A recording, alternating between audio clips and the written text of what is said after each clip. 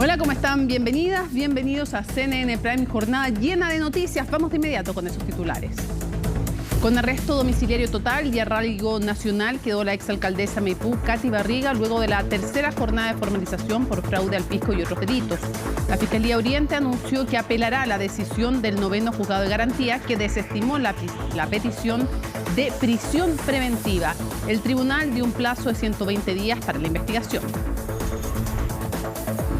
La ministra del Trabajo desmintió que haya hablado con el presidente Gabriel Boric antes de asistir a las reuniones con Pablo Salaquet y empresarios ligados a las AFP. Jara dijo que ella no pasa previamente por un chequeo para ver con quién se reúne o no. Sobre los cuestionamientos a la ministra de Medio Ambiente por sus 3 encuentros en la casa del lobista, la vocera de gobierno señaló que Maysa Rojas no ha pretendido engañar a nadie. Decretan alerta amarilla en las regiones de Valparaíso, O'Higgins y Metropolitana por calor intenso. En la capital se esperan temperaturas que podrían llegar a los 38 grados. Desde Senapred llamaron al autocuidado, a tratar de resguardarse en las horas de mayor temperatura y a mantenerse hidratado para evitar complicaciones de salud. Y en temas internacionales, la policía de Ecuador detuvo a 2 presuntos implicados en el asesinato del fiscal que investigaba el ataque armado contra el canal de televisión TC en Guayaquil. A los sospechosos se les requisó un fusil, pistolas y 2 vehículos. Se presume que integrarían la organización delictiva llamada Chone Killer. Todo eso y mucho más, aquí comienza CNN Prime.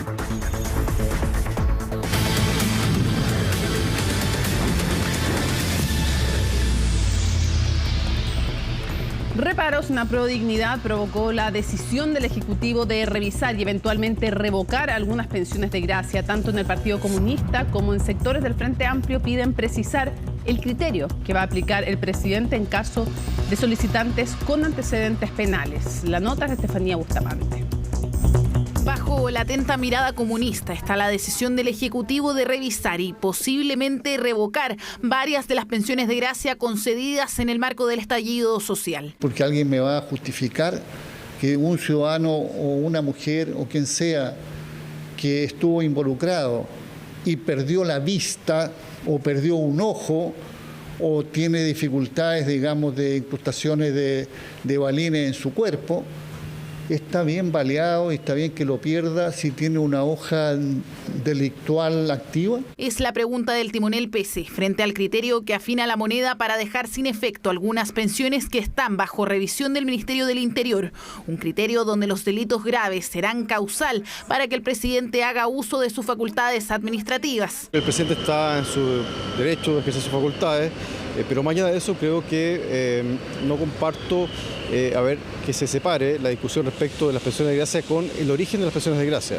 Yo creo que en definitiva el Estado de Chile tiene la obligación de reparar. No conocemos aún el criterio con que se revocarían algunas pensiones de gracia, pero no podemos perder de vista que cuando el Estado viola derechos humanos debe reparar a las personas que han sido víctimas de esas violaciones. ¿Qué pasaría si mañana hay otra correlación de fuerzas en el Congreso y la presidencia tiene otro color político? Aunque el gobierno ha dicho que no todo antecedente dará paso a la revocación, para el PC es una conversación pendiente, más aún cuando fue el propio Congreso el que aprobó el presupuesto a víctimas de violaciones a los derechos humanos para los años 2021 y 2022. El presidente Piñera, por evitar que se asentara la idea de que bajo su gobierno se habían violado los derechos humanos, usó este mecanismo y por lo tanto hay que distinguir, porque si es para reparar mínimamente los derechos humanos, la verdad es que las personas tengan o no tengan antecedentes no tiene nada que ver. Postura compartida en otros sectores de Aprodignidad que, si bien no desconocen el respaldo al presidente por buscar la salida administrativa,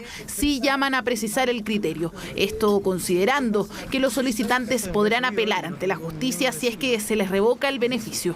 Deberían tener los antecedentes penales arriba de la mesa como criterio para evaluar si proceden o no proceden determinadas pensiones de gracia.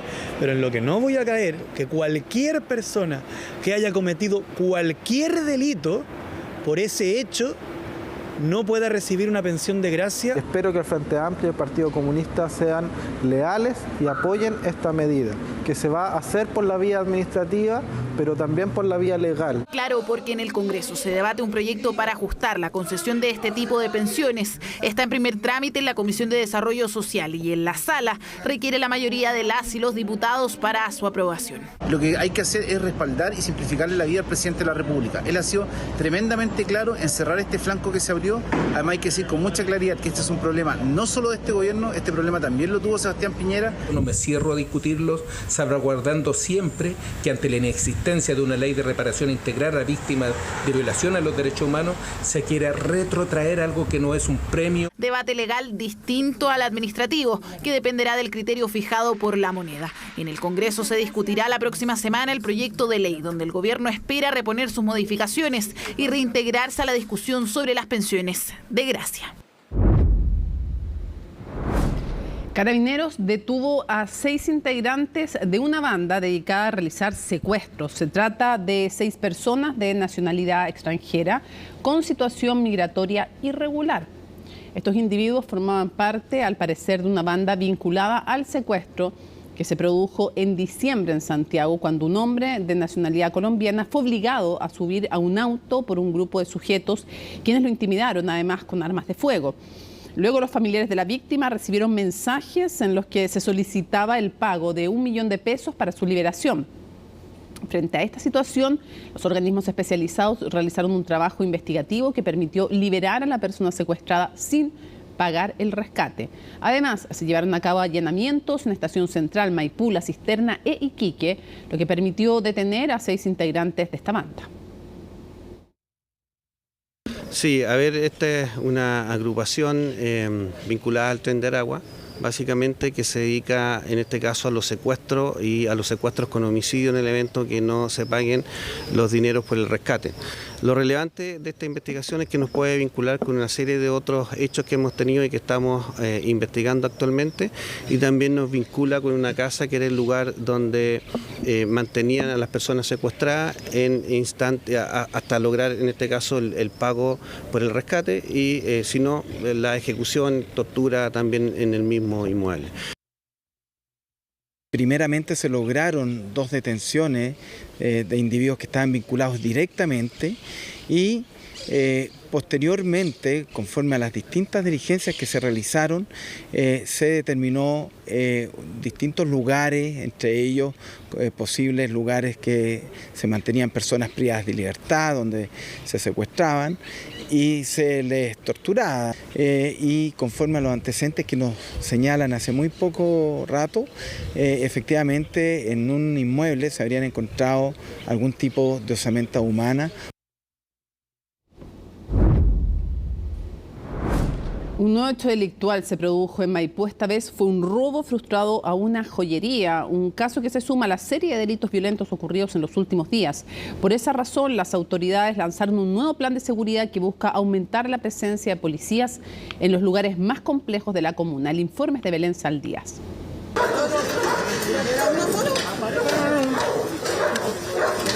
Completamente reducido por Carabineros. Así terminó uno de los hombres que durante la madrugada de este jueves habría intentado robar una joyería en las cercanías de la plaza de Maipú. Habría sido un grupo de personas que ingresó hasta el local a través de un forado realizado por ellos mismos, pero fueron detectados activándose las alarmas de seguridad, momento en el que escaparon y comenzaron a ser buscados por la policía. Nosotros manteníamos un cierre perimetral y al tener este cierre perimetral nos pudimos percatar que uno de los individuos intenta salir del local comercial desde donde se encontraba escondido, y ahí en ese momento es que se procede a la detención de este delincuente. Posteriormente hubo una segunda detención, esta vez de un hombre que había escapado por los techos de locales vecinos. Es así como se siguen sumando hechos delictuales en la comuna de Maipú. 4 han sido los homicidios ocurridos estos días. El primero tuvo como víctima una niña de tan solo 10 años, quien recibió un disparo con arma de fuego. Posteriormente, un hombre fue abatido por disparos efectuados desde un vehículo en movimiento. El martes, un cuerpo fue encontrado al interior de un canal de regadío, y un cuarto homicidio se registró la tarde del miércoles, cuando un hombre de 37 años perdió la vida tras ser baleado en un local de sushi. La verdad que en Maipú, yo creo que no me cuesta salir sin ropa para que crean que ya la asaltaron. No tenemos ninguna seguridad Yo soy maipucina de tomo y lomo, así que para mí me ha cambiado la vida enormemente. Sí necesitamos más seguridad, sobre todo hoy en día que están metiéndose a las casas y todo. Estamos en un serio problema. Por esta razón es que se anunció la implementación de un nuevo plan de seguridad para combatir delitos violentos en la comuna, un trabajo especializado interinstitucional, ya que colaborarán la municipalidad, la delegación presidencial y también Carabineros. Y hemos decidido abordar esta crisis de seguridad en unidad, con coordinación institucional entre el gobierno, el municipio y nuestras policías, y poder efectuar acciones concretas que permitan que la gente de nuestra comuna pueda recuperar la tranquilidad y la calma. Esto es parte del Plan Calle Sin Violencia, pero es parte también de una refocalización que se hizo en el mes de noviembre, donde también se ha llamado a todas las especialidades de Carabineros para poder hacer un reforzamiento. La iniciativa consiste en una intervención focalizada con funcionarios policiales extra para sectores de mayor complejidad, algo que se desarrollará en gran parte de la comuna, sobre todo por la gravedad de los últimos hechos conocidos. Personal especializado, ¿cierto?, que trabaja en distintas cuadrículas, con un trabajo obviamente previo de georreferenciación, ¿cierto?, de donde está ocurriendo el delito. Atacamos esas cuadrículas, ¿cierto?, con este contingente, realizando controles de identidad, controles vehiculares integrales, en donde encontramos armamento, personas con órdenes vigentes, ¿cierto? Incautamos droga. Y es que eso es precisamente lo que esperan los habitantes de la comuna de Maipú, ya que acusan falta de personal a cargo de la seguridad, tanto municipal como también de Carabineros. Yo vivo en la ciudad satélite, pero no veo nunca los Carabineros, no sé. En realidad, bueno, uno pasa más encerrada que nada también. Generalmente cuando pasa alguna noticia importante se ve, pero pasan 2 o 3 días y se dejan de ver. Se dejan de ver, es como hacer la noticia del momento, sí, hay seguridad, pasan 2 o 3 días y se acaba la situación. Cuando se produce el proceso, digamos, ahí aparece, pero Carabineros, cosas así, más aquí en el centro, pero en los barrios... nada. Algo que preocupa a los vecinos de Maipú. Por lo mismo, se espera que con estas nuevas medidas los delitos violentos puedan ir disminuyendo y así la tranquilidad pueda volver a una de las comunas más grandes del país. Después de 3 jornadas de formalización, el 9º Juzgado de Garantía de Santiago decretó la medida cautelar de arresto domiciliario total en contra de la exalcaldesa de Maipú, Katy Barriga, una decisión del tribunal que el actual jefe comunal, Tomás Bodanovich, lamentó y a la que, por su parte, la Fiscalía va a apelar en la Corte de Apelaciones. De ello nos cuenta Valentina Nieto. ¿Podemos comenzar contigo, Katy? Considerar justificada que esté privada de libertad mientras sigue la investigación por un peligro de fuga, cuando además tiene 2 hijos. Que efectivamente es una persona conocida, que no le sería muy fácil eludir la acción de la justicia, tampoco se hace necesario, por ahora, su prisión preventiva. Argumentos que planteó el 9º Juzgado de Garantía de Santiago para tomar una decisión que estuvo lejos de lo que pedía la Fiscalía. Y es que la exalcaldesa de Maipú, Katy Barriga, solo quedó con arresto domiciliario total y arraigo nacional. Al día de hoy no existe ningún otro antecedente que se han afirmado en forma categórica que dan cuenta que nuestra representada haya cometido algún delito. Aquí no existe el delito de fraude, aquí nadie se ha llevado dinero para la casa, no ha habido casos de corrupción. Esto es muy distinto a los otros casos de corrupción que hemos visto en los últimos tiempos. No habría delito, insistieron sus abogados. Mientras explicaban su estrategia, su defendida abandonaba el Centro de Justicia, quien, al igual que en cada una de las 13 jornadas anteriores, registró cada momento de su salida. Sí, son más lindos. Yo quiero aprovechar de dar las gracias que estoy haciéndome un videito porque el cariño, el amor siempre va a estar por sobre la maldad. El mensaje que quiso plasmar a la ex jefa comunal en sus redes sociales. Desde ahora y por los 120 días que durará la investigación, deberá permanecer al interior de su domicilio en todo momento. Medida cautelar a la que ya la Fiscalía anunció apelará. No compartimos en absoluto los argumentos que dio el tribunal respecto a la necesidad de cautela. y es justamente lo que nosotros vamos a apelar y vamos a alegar en la Corte. Y la sensación creo que me queda tanto a mí como alcalde como quizá a muchos ciudadanos de este país es que lamentablemente a veces se da un trato distinto y hay una justicia para gente poderosa y otra justicia para gente común y corriente. Decepción para la actual administración del municipio de Maipú, la que también esperaba la prisión preventiva en contra de la exalcaldesa. Lo cierto es que si bien el tribunal no acogió la cautelar que solicitó la Fiscalía, sí reconoció el delito de fraude. Doña Katy Barriga sabía o no podía menos que saber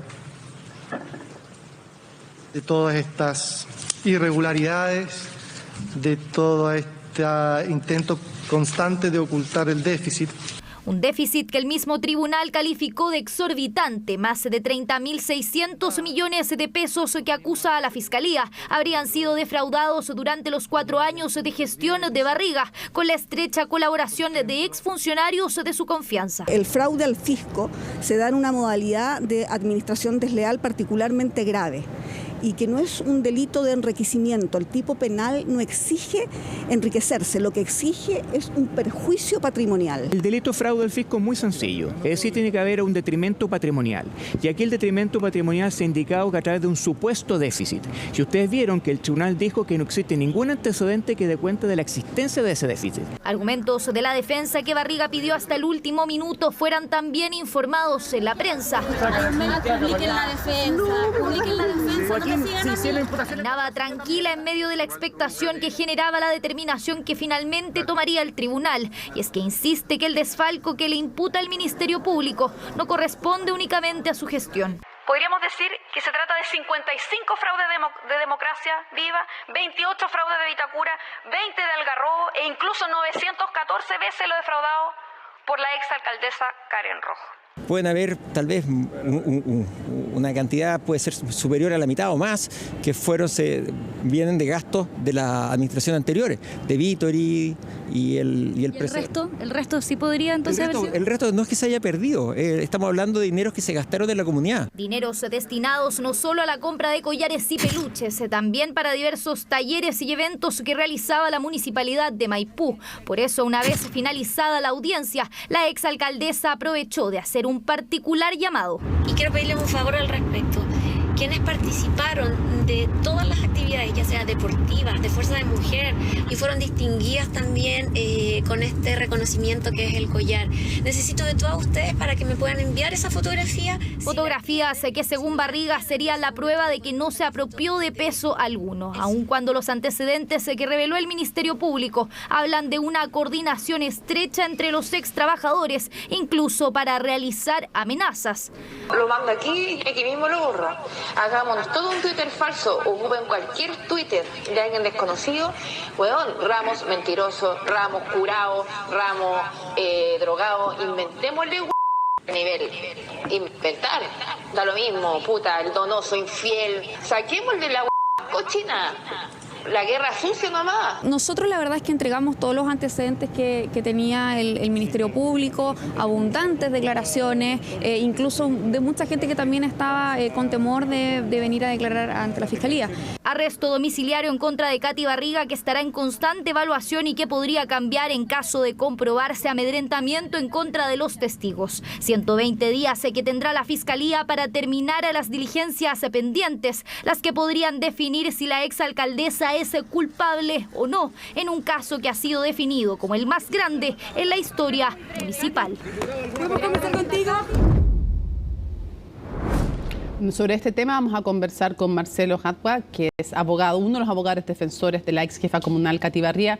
Abogado, muchísimas gracias por acompañarnos en CNN Prime. Buenas noches. Buenas noches, Mónica. ¿Cómo estás? Muy bien. Primero preguntarle en términos generales, antes de ir a lo más particular, ¿cómo lee usted que el tribunal no haya concedido la prisión preventiva que pedía la Fiscalía, que ya sabemos, ya lo hemos dicho recién en la nota precedente, que va a apelar? Bueno, yo creo que no ha concedido la prisión preventiva, la medida de prisión preventiva principalmente porque consiguió que no había ningún riesgo procesal que se debía neutralizar de alguna manera con la privación de libertad a la señora Katy Barriga. No existe peligro de fuga, no existe riesgo de reiteración delictiva, no existe riesgo de obstrucción probatoria. Y yo creo que en definitiva parte de eso también se basa o me da la idea de en la intuición de alguna manera de que, aunque no se diga, de que finalmente aquí da la idea de que no hay delito realmente. Ahora, es extraño porque yo lo escuché a usted decir eso y decir además que daba cuenta de la debilidad de la imputación, el no conceder la prisión preventiva, pero textualmente el juez dio por acreditado los presupuestos materiales al nivel probatorio que se requiere en una formalización, que no es lo mismo una condena, evidentemente, tanto de fraude al fisco como de otras cosas, y enumeró. Entonces, pareciera que es más bien por lo primero que usted dice y no por esa intuición que usted tiene, porque las palabras son súper claras del juez. Bueno, lo que pasa es que hay que entender más o menos cómo funciona este tipo de audiencia. Estamos pensando que un juez estuvo escuchando, si bien por varias horas, de alguna manera se le está entregando en forma reducida una cierta cantidad de información que solamente la Fiscalía maneja, donde el juez no tiene la oportunidad de contrastar. La Fiscalía presenta a sus testigos haciendo su propia interpretación de los testigos, haciendo su propia interpretación de la causa en general, y el juez de alguna manera tiene que hacer fe de eso. Por eso pasa muchas veces, en gran parte de las veces de estos casos grandes, que cuando se llevan a juicio finalmente y estas causas en definitiva son procesadas a través de un juicio oral público contradictorio donde las pruebas se tienen que reproducir realmente, muchos de estos juicios se terminan por derrumbar. Yo no digo si va a ser declarada culpable o inocente, no tengo idea a estas alturas del proceso, solamente le estoy diciendo que lo que usted dijo antes en la prensa, que daba cuenta y que ahora insinúa de una cierta debilidad en las pruebas aportadas por la Fiscalía, hasta ahora, en esta etapa procesal, no es lo que dijo el juez. El juez dijo todo lo contrario, que se daban por acreditados los presupuestos materiales, tanto de fraude al fisco, de falsificación de instrumento público y de amenazas a testigos, que lo tercero, hay que aclararlo, evidentemente, no se le imputa directamente a la exalcaldesa. Vamos a lo siguiente, quería preguntarle también, ¿qué opina usted frente a las declaraciones del actual alcalde, Tomás Bodanovich, que sostiene que el hecho de que no se le finalmente deje en prisión preventiva deja la sensación de que hay dos justicias? Una para las personas que tienen poder y otra para las que no tienen poder. Bueno, primero déjame, Mónica, por favor, hacerme cargo de una cosa. Lo que pasa es que efectivamente el juez dijo eso en la segunda parte de su alegato, pero en su primera parte del alegato dejó bien claro que habían montos y muchos hechos que no están acreditados y que aparte de las alegaciones de la defensa de alguna manera parecían creíbles, y obviamente ya hace el alcance que en esta etapa procesal se tenía que producir más pruebas, pero él hizo el alcance al principio de su resolución sobre esto. Lo que pasa que después termina afirmando que hay otros antecedentes que de alguna manera podrían dar cuenta de algún delito, pero al principio de la resolución eso hay que mirarlo atentamente y escucharlo. Lo leí y lo miré. Claramente señala. Lo leí y lo miré, y cuando termina de fundamentar... A mí me pareció bastante claro. Bueno, cuando termina de fundamentar dice por qué no da la prisión preventiva y dice que es porque no hay riesgo de fuga ni peligro para la sociedad, que es muy conocida y que sería muy difícil que se fugara, lo cual...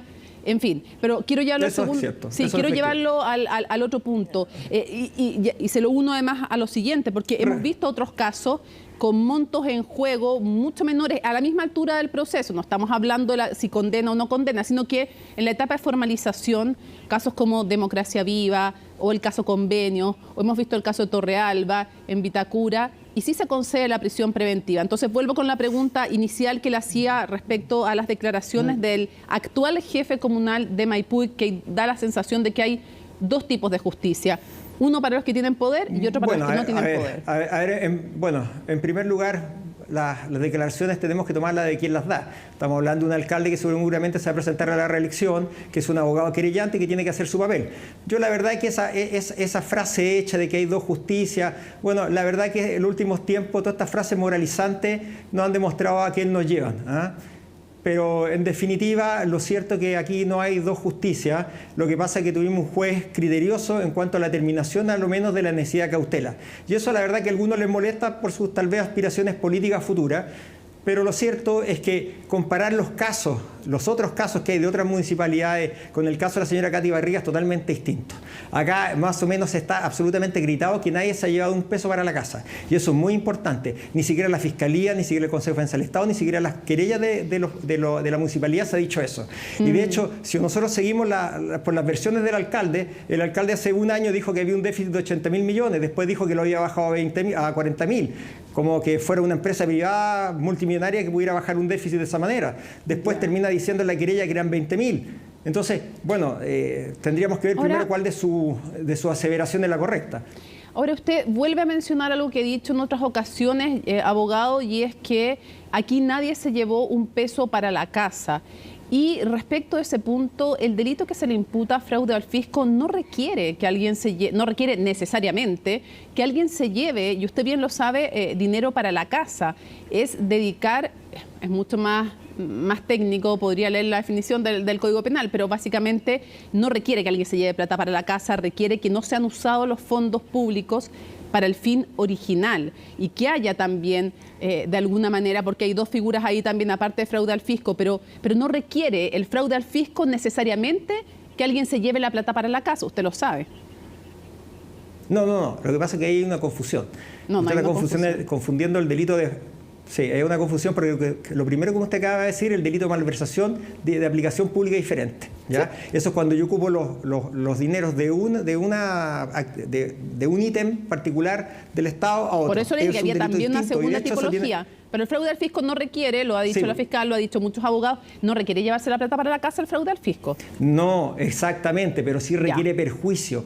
De alguna manera, lo que requiere el fraude al fisco, que haya, y esto es, la doctrina es...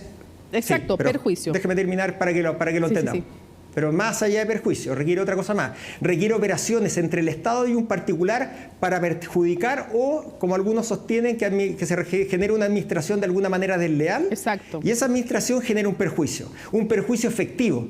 Si yo, por ejemplo, utilizo los fondos de la municipalidad o endeudo a la municipalidad para construir, por ejemplo, hospitales, para realizar eventos o cosas destinadas para la comunidad, eso no es fraude al fisco. Jamás ha sido fraude al fisco. No hay ningún fallo al respecto. Los delitos que se pronunció la Fiscalía, que esto es importante, hablan derechamente de delitos en los cuales se ha generado fraude al fisco, donde los dineros han terminado a parar en los alcaldes investigados, en los alcaldes condenados. En el caso del ejército se señala... ¿Cómo no? No siempre. Dígame un caso que no sea así. Pero es que espérese, ¿puedo, si me permite? Pero dígame no. Adelante. Gracias. Lo que pasa es que también hay imputaciones en el sentido de que sea en perjuicio, como usted ha dicho, del Estado, puede ser Estado, puede ser municipio, entendamos, se entiende el aparato público, no estamos hablando, ya. Absolutamente. Exacto, ya, perfecto, nos estamos de acuerdo. Por ejemplo, cuando un jefe comunal, o podría ser un ministro, podría ser un seremi, da lo mismo, destina dinero para la propia promoción, que es lo que dice aquí la fiscal, que habría, lo digo en condicional de nuevo, porque me parece que hay que ser responsable y siempre hay que hablar en condicional hasta que no haya una condena, ¿no? Afirme. Por ejemplo, ¿qué beneficio puede tener para la comunidad pintar un auto dorado, por lo cual se paga como 1,5 millones, página 9 de la formalización? ¿Qué beneficio puede tener para la comuna el crear una beca? Sí, pero el ponerle Katy Barriga más bien parece un acto publicitario. ¿O qué beneficio puede tener, en una de las partes en que se da cuenta de que se compran útiles escolares con plata que iba para el reforzamiento de la educación y se ponen en mochilas que también se compran y que llevaban el logo de la gestión municipal? A eso apunta la Fiscalía cuando dice: aquí hay dinero ocupado para empezar de un ítem para promocionar a la persona de la alcaldesa. Ya, pero vamos por partes. Ya. El tema del vehículo, yo no sé si ese vehículo necesitaba o no pintura. Si necesitaba pintura y fue dorado, fue azul o fue verde, da lo mismo si se necesitaba pintar. Respecto, acá hay que mirar el macro. Acá se está acusando, en definitiva, que faltan 30.000 millones. Y si usted se fija bien y pone atención, en definitiva, para probar ese fraude de 30.000 millones, tenemos que recurrir a la pintura de un auto 1,5 millones. No, bueno, tenemos que recurrir yo cité eso, pero hay hartas cosas más. Sí, no, claro, pero déjeme terminar y eso lo voy a explicar. Pero si usted empieza a sumar las cosas, esas cosas más, no llegamos ni remotamente a esa cifra. Entonces la pregunta que hay que hacerse, ¿por qué entonces la Fiscalía y el Consejo Mensual del Estado se queda reducido a esos temas pequeños? Porque simplemente la única forma de rellenar y porque no logran explicar de dónde supuestamente faltan esos 30.000 millones. Pero explíqueme, mire, ¿por qué se compra, que esto es muy importante, se compra con plata destinada al reforzamiento educacional mochilas que digan gestión municipal? ¿Por qué? Eso también se le ha cuestionado a otros alcaldes en el pasado, con calendarios, con cuadernos. Bueno, hay que ver el logo. Yo no tengo en este momento el logo de la mochila, pero lo importante es que la mochila era de entrega a estudiantes y cumplía un fin social. No era unas mochilas que se las quedaban ellos. Pero volvemos a lo mismo, estamos yendo a lo pequeño y de alguna manera estamos pero le puedo nombrar también lo que tiene que ver con, por ejemplo, otro tema, contratar a una periodista que no tiene título y que luego entrega un título falso, título que fabrica Pablo Hein, que es encargado de eventos del municipio de Maipú, una persona que le pagaban... No, eso es falso, No, eso es falso. Se lo voy a explicar. Porque de hecho está la declaración, para que veas que está equivocada. La declaración de la expareja de la señora Monsalve declara que él hizo el título. Entonces por eso hay que escuchar bien la formalización Pablo y de hecho está la declaración. Pero Pablo Hein, que es expareja, pero es que usted dijo que era alguien del municipio. Él no es alguien del municipio. Entonces, déjeme terminar y se lo voy a explicar. Pero que usted está diciendo que dije algo que no dije, perdón. Yo estoy leyendo textual la formalización. La formalización, así que si hay algún error, no es mío, perdón, por Pablo Hein, que corresponde al entonces encargado de eventos del municipio de Maipú, quien además tiene un hijo en común con la imputada Monsalve. Eso. Pues yo estaba leyendo formal y usted me cortó a la mitad. Bueno, el asunto es lo siguiente. Lo único que es claro, que cuando se descubrió que este título era falso, la señora Katy Barriga la despide. Ya. Y es más, no solamente la despide, sino que además la denuncia. ¿Y por qué el 2018 se le sigue pagando sin tener contrato o renovación de contrato? ¿Por qué? Por una cosa muy simple. En esa época hay un fallo de la Corte Suprema que establecía que las personas, a pesar de que no estuvieran a contratas y tenían licencias médicas, y esta persona parecía tener un cuadro más o menos grave, si eran despedidas era una causal injustificada de despido y podría significar una multa importante para la municipalidad. Pero en el momento que se descubre que su título era falso, que por lo más para su trabajo en la municipalidad ese título ni siquiera era necesario, pero cuando se descubre que era falso, se despide inmediatamente. Ya. Y cuénteme, ¿qué pasó con pero... Sí, quiero preguntar... esto creo que es muy importante. Sí, es que se nos acaba el tiempo. Yo voy dando cuenta de lo que dice la fiscalización. Lo mismo le preguntaría probablemente lo que usted me está diciendo si estuviera conversando con la fiscal. Respecto a los collares objetados por Contraloría, de nuevo vamos a un tema en que a mí no me parece poco, o sea, a usted le puede parecer poco, 17 millones de pesos gastados en collares que estaban a la custodia más de la propia alcaldesa, que son entregados a personas como Carmen Hertz, una diputada, con todo el respeto para la diputada, no le estamos faltando el respeto a ella, pero me refiero a que no tiene nada que ver con la función del municipio, porque se le entrega y se le regala un collar, a menos que usted me pueda decir que es falso que le llegó un collar, pero la diputada ha dicho que le llegó el collar. No es falso. Pero déjeme terminar. Entonces, lo que se dice de nuevo es, se gasta un dinero, 17 millones, en comprar estos collares y se entregan a potestad de la alcaldesa, quedan a custodia de ella. Entonces la pregunta es, ¿cómo no va a hacer ocupar mal los recursos de la comuna en otro fin para el cual están que entregarle a una diputada un collar, por ejemplo? Le doy un ejemplo, pero tendría que tener la lista a todos los que les llegaron. Al alcalde vamos contando. Ya, déjeme hacerme cargo de eso. A ver. Pero lo importante es que esto, entenderlo en un todo. Primero, nuevamente, se hablan de 30.000 millones y cuando empezamos a achicar las cosas y a sumar todo, vemos que esas cifras tal vez no llegan ni siquiera a 200, 300 millones. Yo no estoy diciendo que es poco dinero, pero lo importante es lo siguiente. La municipalidad, antes de la señora Katy Barriga, cuando quería hacer un reconocimiento público a cualquier persona, se regalaba un galardón que costaba 40 y tantos mil pesos de madera. La señora Katy Barriga decidió ahorrar en eso y adquirió unos collares que su valor era 14.000 pesos. Es decir, la rebaja, ¿de cuánto es la diferencia? Adquisición directa. De casi 25.000 pesos. Adquisición directa, sin licitación. Claro. Igual que los otros. Eso no quiere decir que esté bien. Igual que los otros productos. No, pero es que la ley también permite hasta cierto monto hacer la compra directa, o si no la municipalidad no funcionaría. ¿Y qué reconocimiento se le está haciendo a la diputada? Pero déjeme terminar con el emplazamiento que usted me dice, porque la diputada, que se dice que no tiene nada que ver con la municipalidad, estos reconocimientos se lo hacen a personas que tienen que ver con la comuna. Y la señora Carmen Hertz era parte de su circunscripción como diputada en la municipalidad de Maipú. Entonces se le reconoce como mujer destacada, etcétera. Esas son las funciones protocolares que son esos regalos, tanto con la señora Katy Barriga como el resto de los alcaldes. Estaba de cumpleaños, se le regalan... Pero como sí. ¿Pero usted encuentra normal andar regalando para los cumpleaños collares? de parte de un municipio. Normalmente... No es que sea normal andar regalando a las personas reconocidas que prestan una labor. Piense lo siguiente y del siguiente detalle. ¿Qué labor había la prestado? Señora Carmen Hertz, pero déjeme terminar. Sí, lo escucho.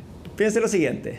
La señora Carmen Hertz es del otro totalmente espectro político de la señora Katy Barriga. Es verdad. Si realmente hubiera una intención de defraudar, ¿usted cree que le hubiera regalado el collar a alguna persona del otro espectro? Era por un reconocimiento que lo trataban de hacer de forma bastante imparcial a todas las personas que eran reconocidas en la comuna. Ya. Y es algo que no es propio de la señora Katy Barriga, sino que en todas las comunas del país. ¿El alcalde de Lo Barnechea qué vínculo tiene con Maipú y Marlene Olivarí? No, la verdad que... déjeme, el alcalde de Lo Barnechea lo desconozco, porque no conozco ese caso, porque la causa fue muy grande y llegó todo de repente. Lo que sí le puedo decir a la señora Marlene Olivarí fue lo siguiente, y se acompañó una foto en la audiencia de formalización. La señora Marlene Olivarí hizo un evento en beneficio de las mujeres. En ese evento fue una charla para promover los derechos de las mujeres y el desarrollo de las mujeres. Y al terminar el evento, y está en la fotografía, se le entrega el collar a la señora Marlene Olivarí. Lo que pasa es que la señora fiscal lo presenta de alguna manera como que totalmente descontextualizado, como que fuera algo farandulero, como que la señora Marlene Olivarí hubiera estado en su casa y le llegó el correo de la nada. Todo esto se va a aportar ahora con fotografías, las razones. Esto no es algo arbitrario. ¿Con perdón? No, es que el alcalde le digo, como no lo conozco, porque, y por favor le pido que me entienda. No, sí le entiendo que hasta es una el domingo causa pasado, sí, porque se hizo cargo y quiere llegar no antecedentes. Para que tenga un dato, en esta causa, hasta el domingo anterior, hasta las 6 de la tarde están interrogando testigos. Sí. Cuando se juntan cosas, ese material probatorio... Sí, pero así como, ¿no le huele raro un collar Swarovski, un alcalde, hombre además, de otra comuna? Es que no conozco el contexto. No se me ocurre un contexto para regalarle un collar Swarovski. Pero volvemos a lo mismo. Esta supuestamente se presentó como el caso más grande de la historia. Bueno, pero si yo le estoy dando alguno, le puedo seguir. Y terminamos...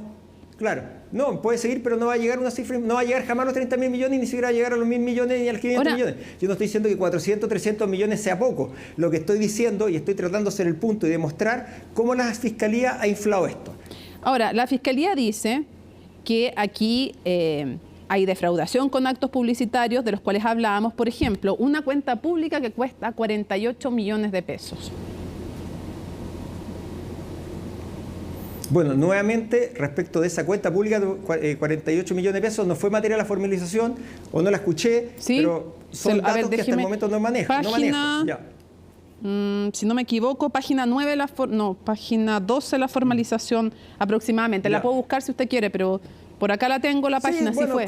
Hay un cuadro en que están todas las cuentas públicas. Yo no sé, yo lo que tendría que hacer la comparación, cuántas son las cuentas públicas anteriores, cuántos son los eventos anteriores, cuánto sale normalmente, cuánto cuesta el desarrollo de esto, eso no lo desconozco.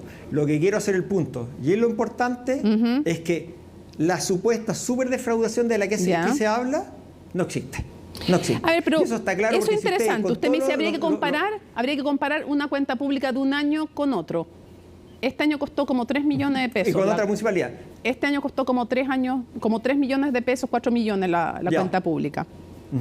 El otro año, el primer año que se cita en la formalización, 48 millones. El 2019... yo no sé qué es... El 2019, yo estoy leyéndolo en la formalización, de nuevo, ¿no? Sí, está bien, adelante. El 2019, 400 millones. 400 millones... ¿Leer la cuenta pública? No, todo lo asociado, chapitas, luces, el evento. No sé si será así. No, es que yo no sé la verdad si es que hay una cuenta pública que costó 400 millones. Eso yo no lo he leído. Usted dificulta que haya sido así. 48 millones de pesos. Pero quiero hacer una prevención. Para que me entienda. Yo no soy especialista en municipalidades, no conozco el nivel del evento, qué se hizo, si se hizo otro evento asociado, eso no lo sé. Yo no puedo entrar aquí a hacer un análisis económico de las situaciones particulares. Lo que yo sí puedo hacer como abogado defensor es determinar si en el caso concreto, saber si es que era procedente o no hacer ese evento, si lo que se gastó era procedente, ese análisis lo puedo hacer. pero así en bruto como usted me lo está planteando no puedo hacer el análisis. Sí. ¿Me explico? Porque ahora, yo no conozco me imagino qué pasó, que se tendrán que hacer, no estaba en pandemia. Sí, me imagino que se tendrán que hacer peritaje de todos estos eventos para ver si se justifica o no se justifica.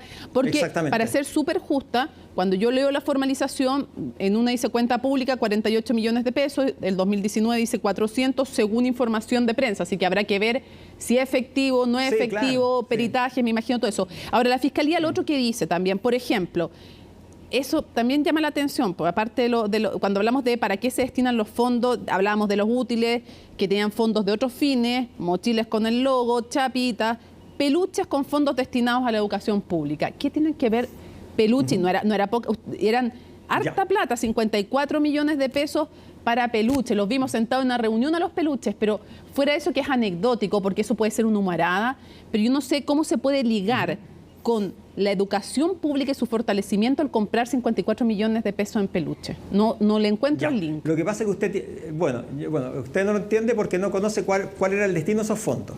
El destino de esos fondos era promocionar la matrícula de los estudiantes. Entonces, ¿qué es lo que se hacía antes? ¿Cómo se gastaba ese dinero? Se mandaban a hacer en PVC unos letreros gigantes. Y la verdad que no tenían ningún éxito. Entonces lo que decidió la alcaldesa Katy Barriga es cambiar el foco de la forma de promover la matrícula. Con peluche. Se compraron los peluches y lo que hacía, se le repartían con un tríptico a las familias y a los niños para promoverla, para hacer algo más amigable obviamente para los niños, porque son comunas donde muchos niños hay mucha deserción escolar y eso es el destino de los fondos. Claro, alguien puede decir que es mejor gastar la plata. Sí, pero déjeme terminar. ¿Por qué quedaron hartos?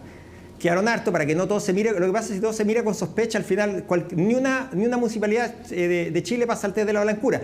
Quedaron en la bodega porque vino la pandemia y nadie iba a salir a repartir peluche en pandemia. Y eso fue. Y obviamente el alcalde nuevo lo dejó, en vez de repartirlo, por el simple hecho de ser de la gestión anterior, lo dejó en la bodega. Para ir cerrando, ¿por qué usted dice que el déficit no es pérdida? Que la deuda no es pérdida. Ya, primero hay que hacer dos análisis. Y es un análisis que no ha hecho la Fiscalía y la Fiscalía de alguna manera lo reconoció en la audiencia. Primero lo que es determinar qué déficit real proviene de la gestión de la señora Barriga. Y eso va a ser una gran sorpresa porque se va a determinar. Segundo, ¿por qué no es pérdida? Porque si yo contrato, por ejemplo, dineros para construir un hospital, un centro de adulto mayor, que hoy día se expusieron el día de ayer, se expusieron en la audiencia, eso se transforma en una especie de activo, porque el fin de la municipalidad, uno no puede mirar a la municipalidad como una empresa privada para ganar dinero. El fin de la municipalidad, de acuerdo al artículo 1 y segundo de la Ley Orgánica de Municipalidades, tiene un fin especial, es cumplir, satisfacer la necesidad de la gente. Entonces, si yo, por ejemplo, me endeudo y construyo un centro para el adulto mayor, o invierto en sala cuna, etcétera, de alguna manera estoy adelantando los gastos municipales. Y de hecho, prácticamente, si usted mira, déjeme un segundo. De hecho, si usted analiza toda la gestión anterior y seguramente la gestión de ahora, todos tienen déficit. Porque las municipalidades son, en definitiva, un pozo profundo de necesidades constante y creciente. Ya, ahora, a menos que no destina lo que debo, a menos que no esté autorizado que es también lo que se acusa, que el Consejo no tenía información verdadera. Y claro, cuando yo hago un déficit que me genere una deuda que me genere intereses, también puedo complicar, o si destino una cosa que no es, que es lo que usted me dice que se va a tener que finalmente hacer peritaje. Quiero cerrar preguntándole algo. ¿Es efectivo o no que el diputado Joaquín Lavín intervenía en nombramientos o en despidos y que intervenía también preguntando, porque muestran mail al respecto, por qué no se podían realizar ciertas actividades? Y si la respuesta es sí, si no hay una incompatibilidad evidente, dado que es el esposo de la ex jefa comunal. No, la verdad, para ser sincero, es una materia que yo me enteré en la formalización, no conozco, no sé si es cierto. ¿No le preguntó sé a la ex alcaldesa? No, la verdad que no hemos tenido ni siquiera un minuto, porque no hemos parado. Además que tampoco es un tema de la formalización de ella.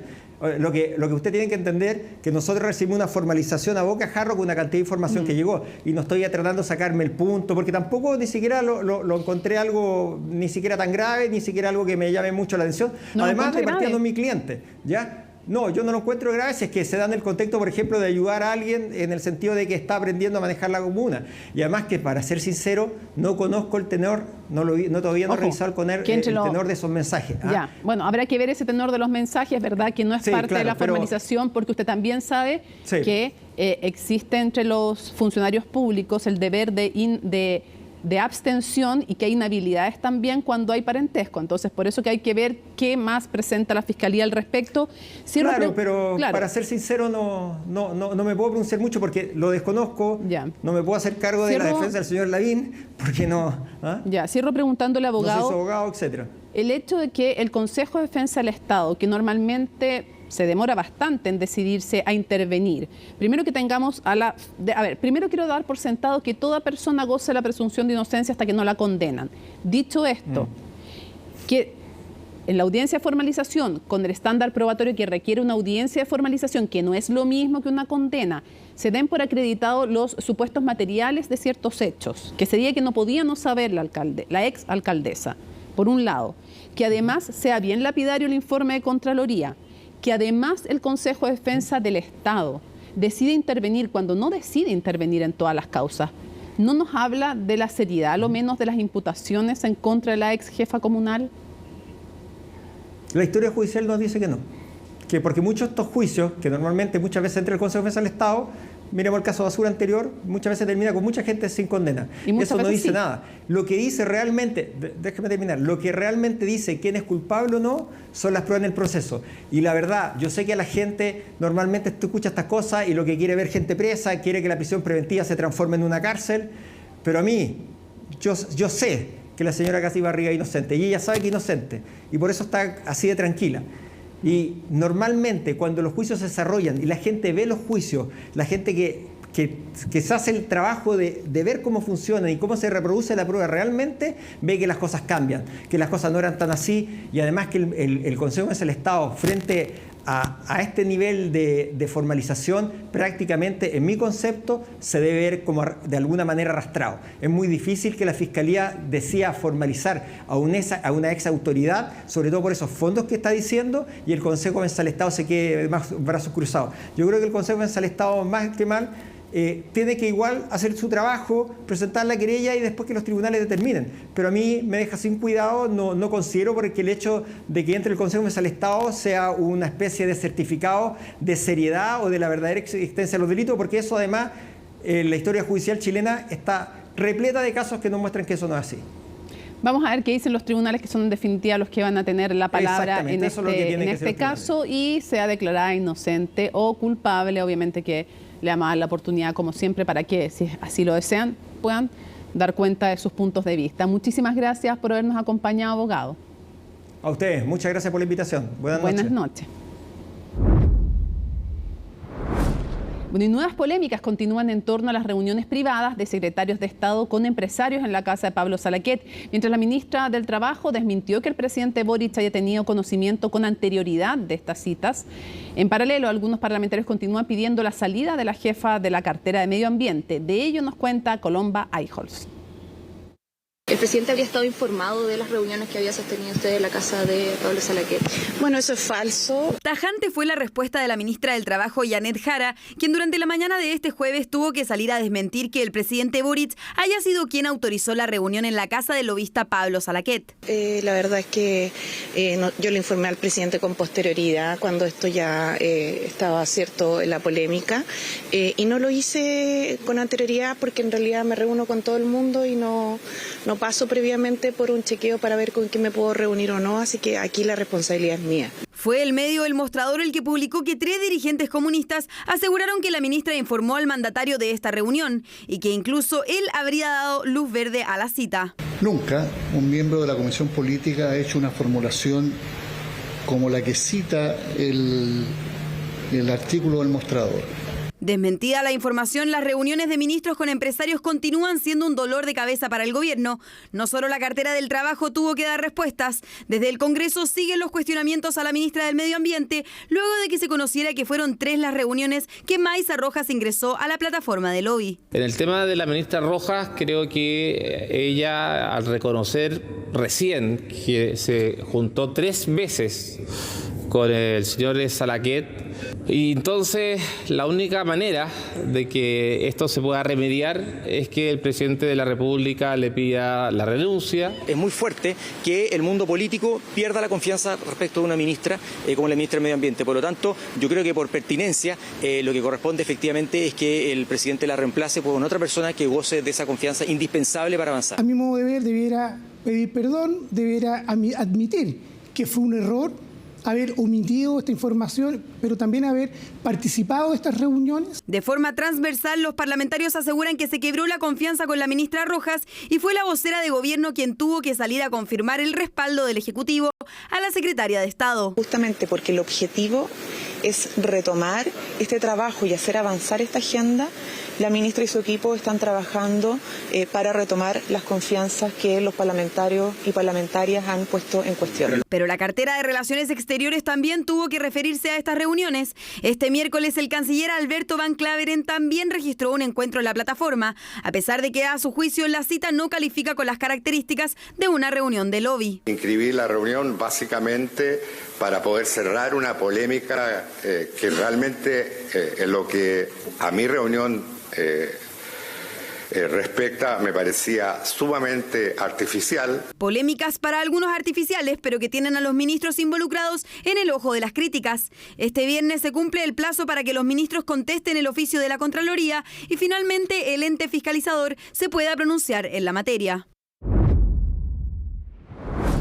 Prepárense con lo siguiente, porque mañana se esperan hasta 38 grados en los valles de Valparaíso y la región metropolitana. Por eso en la comuna de Santiago se instalaron 25 refugios climáticos. ¿De qué se trata?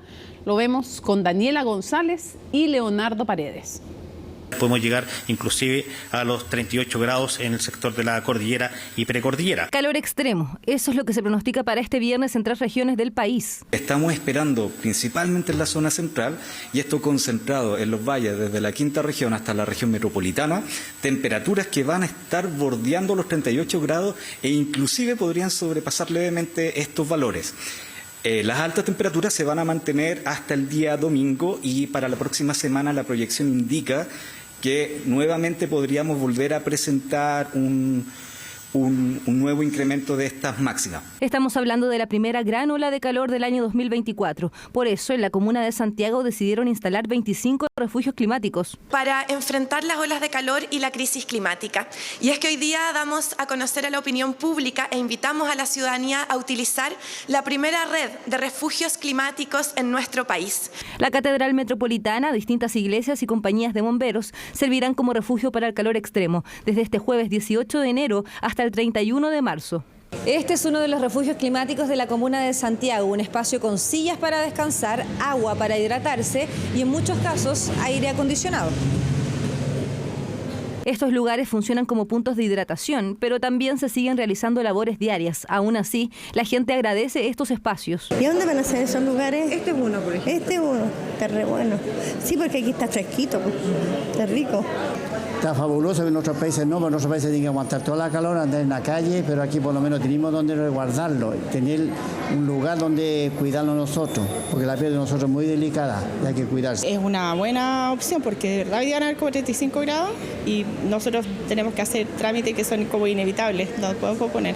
Entonces, poder entrar a un lugar y que puedas por lo menos sentirte un poquito cómoda, se agradece. En Santiago son varias las medidas que se trabajan para el calor extremo. Por ejemplo, los puntos de hidratación que ya están instalados en la Estación Central y Santiago Centro. Bajo el plan Enfría Santiago, también se instalarán techos verdes en establecimientos públicos, se comprarán camiones aljibes para la hidratación y se trabajará en una estrategia hídrica para las 32 comunas de la región. Santiago tiene que entender que el cambio climático llegó para quedarse.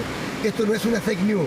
Vamos a tener cada día menos agua y va a ser cada día más calor. Entonces, por ejemplo, comprar 70 ambulancias con aire acondicionado también es parte del plan de adaptación al cambio climático. Estos refugios ambientales que estamos haciendo, los puntos de hidratación y en general todo el programa de arbolado urbano que pretende llevar sombra a aquellas comunas que no tienen áreas verdes es también parte de un plan de justicia territorial, pero también de adaptación al cambio climático que estamos viviendo en Chile y en el mundo. Los puntos de los refugios son varios. Algunos se ubicarán en el multicentro Alonso Ovalle, en los parques Quinta Normal, Los Reyes y O'Higgins, también el centro comunitario Mata Sur, entre otros.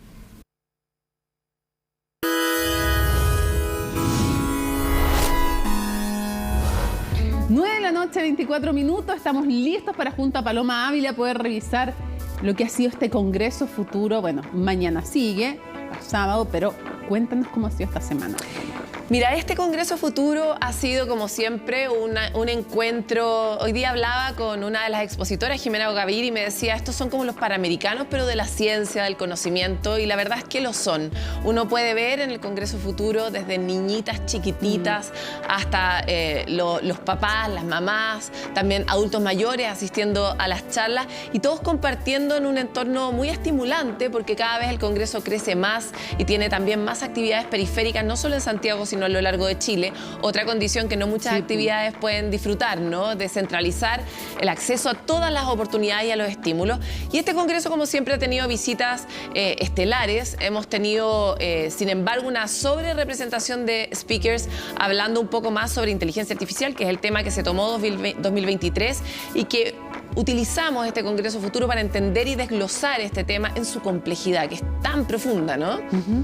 ¿Y tú dirías que cuáles han sido los principales atractivos y cuáles son para quienes digan, oye, yo no he ido todavía, quiero viernes y sábado? Todavía me queda. Sí, bueno, uno de los grandes atractivos de mañana es que vas a estar tú conduciendo temprano en la mañana, articulando un poco este bloque que busca hablar sobre los problemas que las democracias y los sistemas políticos están teniendo hoy día.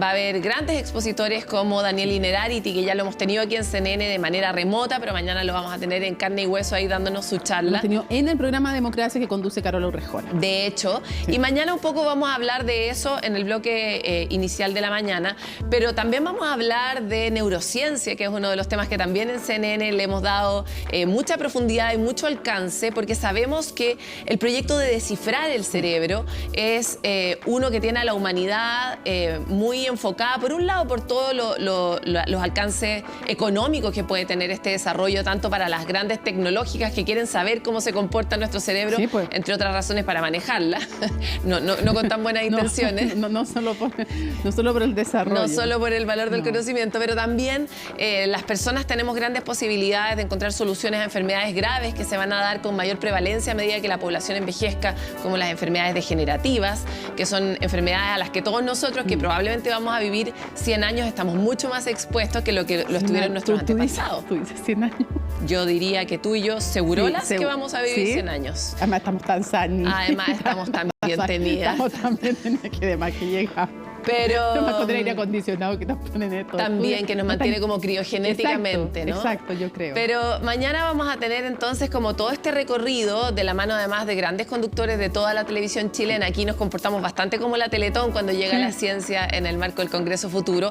Y el sábado también hay todo un panorama de entretenimiento donde muchos van a poder disfrutar de Tomás va a morir, versión Congreso Futuro y tantos otros atractivos. Pero les quiero contar que además, quienes no quieran ir a una charla porque tal vez fome, tal vez para algunos, pueden también visitar todas las actividades que están en la periferia de Congreso Futuro. Si ustedes van al subsuelo del Seina, que es el lugar que este año acoge el Congreso Futuro, pueden ver, por ejemplo, todas estas demostraciones de realidad virtual, los robots que están presentes.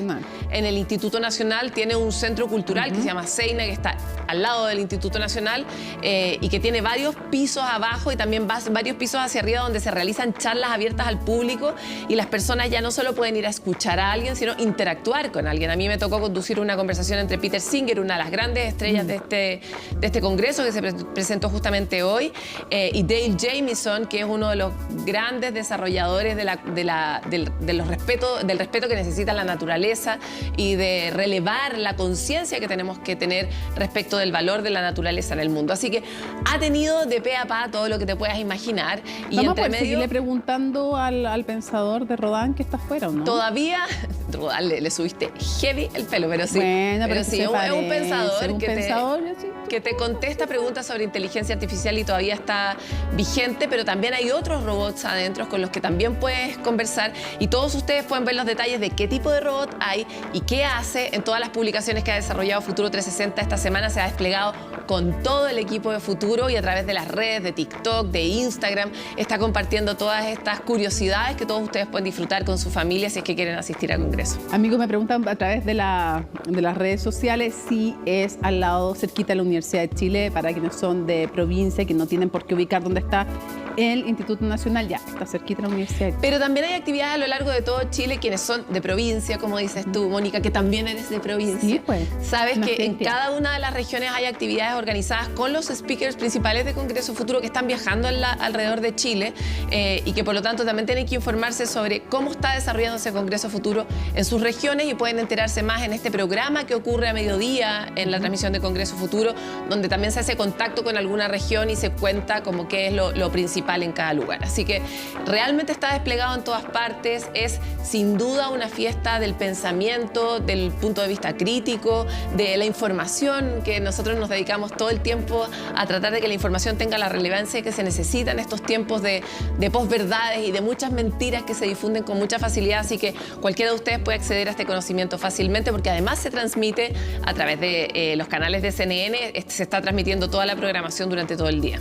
Tú, después de visitar y estar en las charlas y de lo que has escuchado, ¿tú te has quedado con una sensación más optimista o más preocupada por la inteligencia artificial? Mira, la verdad, ambas.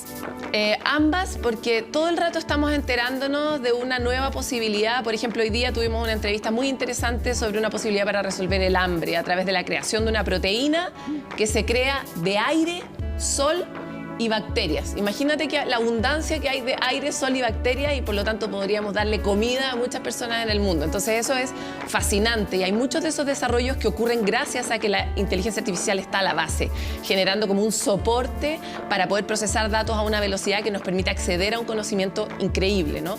Pero al mismo tiempo yo creo que la gran preocupación que tenemos todos los que estamos escuchando las charlas es que las conversaciones sobre la ética de qué queremos de esta tecnología y qué no queremos de esta tecnología todavía están muy ausentes y por lo tanto las leyes y los gobiernos tienen que ponerse un poquito más al día. Ahí Chile está siendo bastante pionero, pero definitivamente con la velocidad. ley sobre neuroderechos. La ley de neuroderechos, pero también está generando una política de inteligencia artificial para el país completo y también una política de protección de datos. Entonces, con todas estas distintas herramientas estamos tratando de buscar un marco que permita hacer referencia no solo para Chile, sino también para Latinoamérica. Pero mira, déjame mostrarte lo que ha ocurrido más o menos en la nota de Natalia Muñoz y después volvemos comentando un poquito más porque la verdad podríamos estar aquí todo el programa hablando de te voy a recomendar un libro que te va a gustar porque tiene que ver con inteligencia artificial. De todas maneras me va a interesar. Veamos.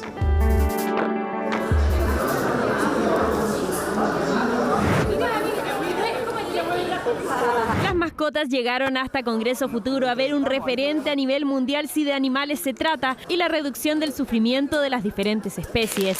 Y el Spopini y Spopina son los rostros. Vinimos a ver a Peter Singer, venimos ayudando y representando a Somos Amor Chile, que es una campaña de ayuda animal. Esta charla es muy especial para Chile, aunque sea un tema que es muy difícil de adaptar para Sudamérica. Vinimos a ver a don Peter, vinimos a ver la charla de esto del altruismo. Yo tengo un amor y una pasión absoluta por el conocimiento y la ciencia. Peter Singer es un filósofo australiano, fundador del movimiento animalista y defensor del altruismo efectivo. Un concepto que enfatizó en el escenario del Seina, donde instó a la audiencia a considerar nuevas formas de vivir que contribuyan a hacer del mundo un lugar mejor. Creo que es maravilloso que Congreso Futuro haya hablado de esto, de que no solo estamos pensando en seres humanos, porque después de todo hay tantos animales que afectamos, como 200 millones de animales levantados y asesinados por comida cada año, que pensar en el futuro solo para los humanos sería ignorar a un gran número de animales a los que afectamos. Singer describió el movimiento del altruismo efectivo como una fusión entre la filosofía y un movimiento social. Además, dirigió su atención hacia el sufrimiento innecesario hacia los animales, especialmente aquellos criados para consumo humano. Por desgracia, Chile es bastante desagradable en el modo en que se trata a los animales. Creo que hay 13 millones de cazadores de huevos en cajas muy pequeñas en Chile en este momento y la Unión Europea ha prohibido que se estiren sus alas en cajas así. Así que creo que Chile debe seguir el ejemplo de la Unión Europea. Con una trayectoria de más de 50 años en defensa de los animales, fueron varios los seguidores que llegaron a ver al filósofo. Hace más o menos unos 10 años escuché de él por primera vez. Y la verdad es que siento que es un privilegio tenerlo acá en Chile. Peter Singer, en la mañana. Bueno, me quedé a todas las charlas hasta la de ahora. pero él vine como especialmente. Yo soy un fan, creo que voy a tratar de venir a todos los años. Tener el Congreso Futuro aquí en Chile y con la afluencia de personas que tiene es realmente una alegría. Se ha transformado en una fiesta de los conocimientos. Y como ha sido el hilo conductor de este Congreso Futuro, las conversaciones sobre inteligencia artificial, crisis climática y salud mental estuvieron presentes. Es muy difícil incorporar criterios humanos en las máquinas. Muchas cosas que para nosotros vienen del sentido común y de la forma que aprendemos entre distintas tareas interactuando con humanos. Es muy difícil implementarla en las máquinas porque las máquinas hablan algoritmos. Creo que cuando uno entiende salud mental es mucho más que tener o no tener enfermedades psiquiátricas. Salud mental tiene que ver con todo lo que hacemos como sociedad, como comunidad. Las personas con enfermedades es una parte acotada de la salud mental. El sufrimiento animal, la posible vinculación con la inteligencia artificial son parte de las reflexiones que nos invitó una nueva edición de Congreso Futuro. Ya, ¿te doy el nombre del libro? Sí, obvio. La Casa de Caramelo, de Jennifer Egan. Es buenísimo, de inteligencia artificial, los límites de las redes, de verdad es como imaginar lo que podría ser mucho más de lo que estamos viviendo. Totalmente, bueno, para eso también nos ayuda mucho. Dispuesta a donar tus recuerdos. Ay. Y mira qué bueno que me dices eso, porque justamente el expositor de mañana de neurociencia es uno que va a hablar específicamente de un hallazgo. Él es considerado una de las pocas personas que ha logrado descifrar realmente un pedazo del cerebro y gracias a que encontró la zona donde se alojan los recuerdos, la memoria corta. Entonces, teóricamente, gracias a que tú ya sabes cómo funciona eso, tú después podrías como cortar ese pedazo y editar parte de la memoria, que es algo que hemos visto muchas veces en series de ciencia ficción, en Black Mirror, ¿no? Pero que cada vez está un poco más cerca porque cada vez sabemos mejor cómo funciona el cerebro. Aunque todavía, te digo que no sabemos nada. Y hay algo de eso que me fascina. Sí. Como saber que lo incierto está por explorar y que es vastísimo y que es inalcanzable, también nos conecta con lo pequeño que somos, ¿no? Nos debería ser un poquitito más humildes y muchísimo más curiosos. Bueno, el Congreso te conecta mucho con esa humildad y con esa curiosidad, así que quedan todos invitados para lo que queda. Los que se lo han perdido lo pueden revisar tanto a través de todas nuestras plataformas, porque realmente hemos publicado un montón de contenido fascinante, pero también están todos los días disponibles unitariamente y pueden revisar toda esa transmisión que está disponible también de los años anteriores, así que el conocimiento se va archivando ahí en una biblioteca digital. Absolutamente. Ya pues, Paloma, muchísimas gracias. Claro, una investigación que sigue en curso con también los operativos policiales para dar con el resto de los responsables. Hay 2 sospechosos detenidos durante esta jornada en medio de una situación que se va agudizando, que genera conmoción y lo hemos dicho también, preocupación a nivel regional. Absolutamente. ¿Dónde nos vamos? Nos vamos a Medio Oriente con declaraciones de esta jornada del primer ministro israelí Benjamin Netanyahu, que ha reiterado su oposición a la creación de un Estado palestino. Esto luego que acabe la guerra en la Franja de Gaza, que recordemos esta iniciativa de la creación de 2 estados para poner fin a un conflicto que data de muchísimo tiempo, de años, que por cierto con lo que ha acontecido en los últimos meses se ha agudizado con estos bombardeos sobre la Franja de Gaza. Esta solución de 2 estados que ha sido mencionado y defendido por diversos líderes internacionales, entre ellos un aliado muy importante de Israel, que es Estados Unidos. Hemos escuchado en voz incluso del presidente Joe Biden defender esta idea de la creación de un Estado palestino, además del Estado israelí que ya existe. Y precisamente en conversación con la Casa Blanca, con autoridades estadounidenses, es que se conoce que el gobierno de Netanyahu reitera el día de hoy su oposición a la creación de un Estado palestino, porque dicen desde Tel Aviv que eso podría perjudicar a la seguridad de Israel, y le consultan a Netanyahu en una conferencia de prensa también por estas declaraciones que se conocen en medios locales, que por cierto también tienen repercusión a nivel internacional. Vamos a escuchar lo que él dice cuando le consultan y luego comentamos esta noticia. Este conflicto no se trata de la ausencia de un Estado palestino, sino de la existencia de un Estado judío. El Estado de Israel debe tener control de seguridad sobre todo el territorio al oeste del río Jordán. Esa es una condición necesaria, choca con el principio de soberanía. ¿Qué se puede hacer? Y dice Netanyahu que eso mismo se lo ha transmitido a los estadounidenses en esta conversación durante estas últimas horas, en momentos en que la situación se ha ido agudizando. Ahora, esto es realmente hacer, hacer un lulito de papel y tirarlo a la basura, todas las resoluciones que han tenido los organismos internacionales. La propuesta de Naciones Unidas también. Por supuesto, y que son las mismas que permitieron la existencia del Estado de Israel. Exactamente. Entonces no te puede gustar eso en algunas ocasiones y en otras no. Claro, y son además declaraciones que han generado muchísima repercusión e incluso polémica considerando el estado actual de este conflicto, la situación en la Franja de Gaza, lo que se ha escuchado también de voces de líderes internacionales que han planteado la posibilidad de establecer esto incluso con un gobierno de la Autoridad Nacional Palestina y, por cierto, sobre todo el control sobre la Franja de Gaza, que es algo que también ha estado en debate en cuanto a lo que vaya a suceder una vez acabe esta guerra, que vuelva acá la Autoridad Nacional Palestina a tener el control de este territorio, parte también de lo que se le consultaba a Netanyahu durante esta jornada, que además ha planteado su gobierno, y lo reconocía incluso el presidente israelí en el Foro Económico de Davos, que esto es una guerra, dicen desde Israel, que se va a extender por meses, cerrando nuevamente la puerta a algún tipo de acuerdo, solución, alto al fuego inmediato que se pueda concretar, que es la solicitud de la comunidad internacional. Se ha sumado durante el día de hoy también el Parlamento Europeo a esa solicitud y, claro, por cierto, esto llama muchísimo la atención y suma más a la situación de tensión además que se está viviendo en Medio Oriente. Tremendo, tremendo. En verdad es como, nada, es pasarte todos los pueblos y decir yo hago lo que quiero porque puedo. Punto. Claro, como tú decías, recordemos que cuando Naciones Unidas presenta este plan para la creación del Estado israelí, luego de los crímenes del régimen nazista, el Holocausto, se plantea esto, que sean dos estados. Claro, no era solamente el Estado de Israel, era la división, la partición, así se conoce ese acto internacional que ha sido en numerosas veces ratificado y ratificado y ratificado y se insiste y todo y no hay caso. En fin.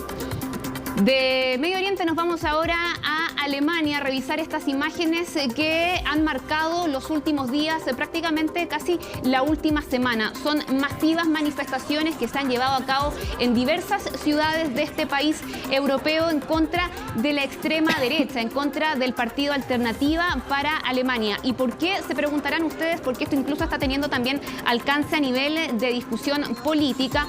Luego de una investigación periodística del portal Correctiv, que dio a conocer reuniones que integrantes de este partido, Alternativa para Alemania, tuvieron con neonazis, en las cuales, según esta investigación periodística, acá, estas reuniones se llevaron a cabo en noviembre pasado, según menciona este medio, acá se estaba planificando un presunto plan para deportaciones masivas en este país, tanto de inmigrantes, también de personas de origen extranjero, y por lo tanto este plan afectaría también a personas con nacionalidad alemana de origen extranjero. Una vez se conoce esta noticia, a mediados de la semana pasada, comienzan a ocurrir una serie de movilizaciones, manifestaciones que comienzan a finales de la semana pasada, también durante este fin de semana se mantienen. Ayer, de hecho, se vio una movilización masiva también en varios puntos de este país. Han congregado, por ejemplo, un día a 30.000 personas, según las estimaciones de los medios locales, y en las que incluso han participado autoridades del gobierno actual, que es esta coalición de tres partidos que lideran los socialdemócratas, están también los verdes y los liberales. Veíamos recién ahí en la imagen al canciller Olaf Scholz, que junto a algunos de sus ministros también asistieron a estas manifestaciones en contra de este partido de extrema derecha, luego de que se conocen estas reuniones con neonazis para este plan. Y que además, yo te decía, Mónica, que tienen implicancias políticas, porque ya hay una discusión a nivel político parlamentario para poder ver la posibilidad de declarar ilegal a este partido en vista de esta noticia. Hay que comentar a modo de contexto también el recuerdo muy latente que todavía sí existe en Alemania luego de exactamente y la política también pública de memoria histórica luego de los crímenes cometidos por el nazismo, la época de posguerra, y por eso también esta información ha calado muy hondo. Y además, porque en términos electorales se han conocido sondeos que muestran a este partido, Alternativa para Alemania, ya como segunda opción en la intención de voto, y hay elecciones regionales en 3 estados este año, en septiembre, justo en zonas del antiguo oeste alemán. Y ahí, de hecho, está registrando una buena votación, primer lugar incluso, Alternativa para Alemania. Pero aún así lo que decían los alemanes es hacer este llamado cerco sanitario político contra los extremos, específicamente en este caso la extrema derecha. Así es. Los chilenos Simón Ressler y Vicente Encina debutaron en la 9ª edición del Latin American Amateur Championship en Panamá. Justamente desde dicho lugar tenemos el informe de Constanza Patiño. Ya se abrió el telón para este primer día de competencia aquí en Panamá City desde la 9ª edición del Latin American Amateur Championship, donde ya arrancaron los 2 chilenos por la mañana.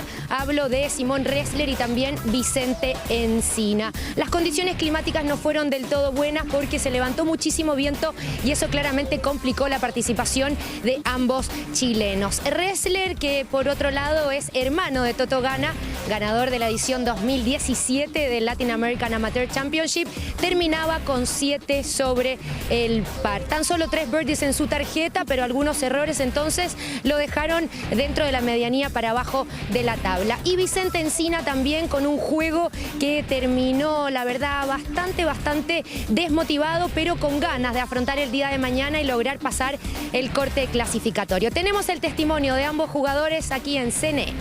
Y bueno, sensación un poquito amarga por haber terminado así de mal. Pero bueno, recuperar todo para mañana, tratar de jugar bien mañana y seguir el mismo plan de trabajo.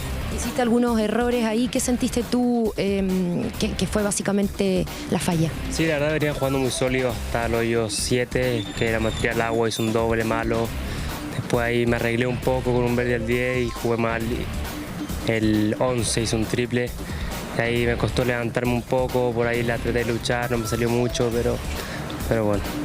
Me sentí muy raro, partí muy, no sé, un poco nervioso, pero partí pegando bien, pero después era rarísimo, no sé, le pegaba muy bien a la pelota, después volaba muy poco, entonces no entendía, me costó mucho acostumbrarme al vuelo y pusieron unas banderas muy difíciles, la cancha estaba muy difícil, la hacía mucho bien, entonces bueno, hay que intentar jugar con más estrategia.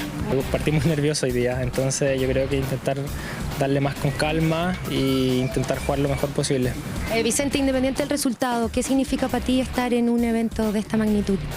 Cuando llegué fue increíble, nunca pensé que iba a jugar un campeonato así, la verdad, pero no, es que de repente no lo veía y no tenía explicación, es una cosa que una organización increíble. Ayer fuimos a la inauguración y es impresionante el campeonato que hacen. El desafío es mañana poder pasar el corte clasificatorio y quedar dentro de los 50 jugadores que van a afrontar el fin de semana. Eso ha sido todo desde el Panamá, desde esta 9ª edición del Latin American Amateur Championship. Informó para CNN Chile, Constanza Patiño. Hacemos una pausa y volvemos a CNN Prime.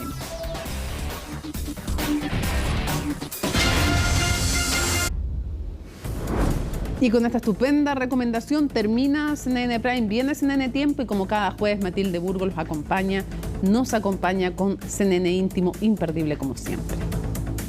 Jueves 18 de enero, así estuvo nuestro país y el mundo. Somos CNN Chile, buenas noches.